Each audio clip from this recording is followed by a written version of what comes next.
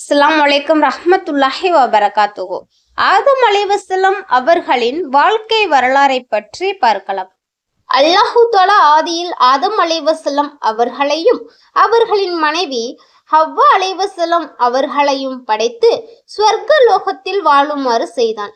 மலக்குகள் ஆதம் அலைஹிஸ்ஸலாம் அவர்களுக்கு சஜ்தா செய்யுமாறு அல்லாஹு தஆலா கூறவே இப்லீஸை தவிர அனைவரும் சஜ்தா செய்தனர்.